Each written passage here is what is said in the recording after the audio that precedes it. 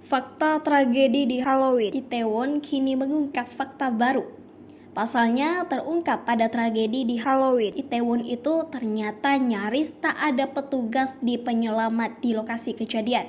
Para pejabat pun tak menyangka jika minimnya petugas penyelamat di tragedi Halloween Itaewon. Seperti diketahui, saat Korea Selatan berduka atas tragedi Halloween Itaewon yang menewaskan sedikitnya 154 orang, muncul pertanyaan tentang bagaimana bencana semacam itu bisa terjadi di daerah populer di mana orang-orang diketahui biasa berkumpul.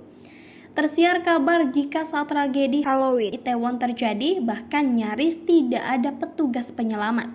Benarkah demikian?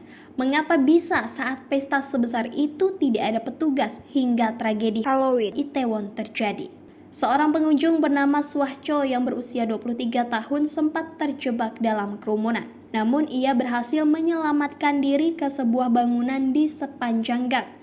Saat ditanya apakah dirinya melihat petugas yang mencoba membatasi jumlah orang yang memasuki gang, ia menjawab sebelum kejadian tidak sama sekali.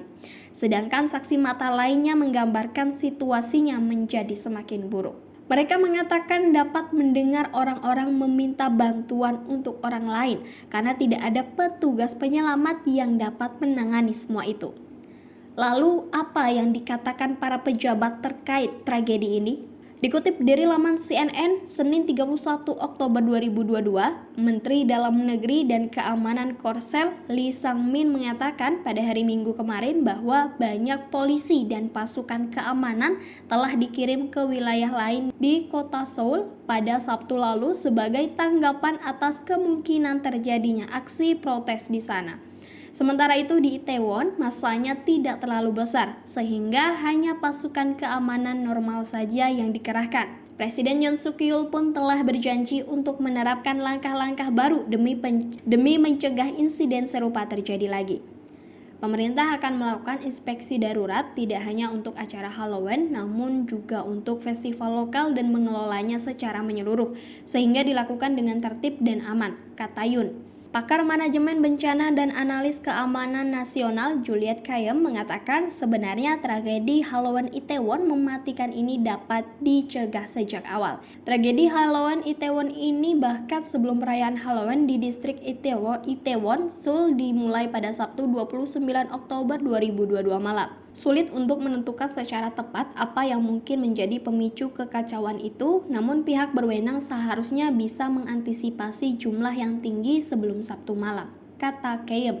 Menurutnya, ada tanggung jawab dari pihak berwenang untuk memantau volume kerumunan secara real time, sehingga mereka dapat mengetahui momentum di mana mereka harus segera mengevakuasi orang, jelas Kayyem.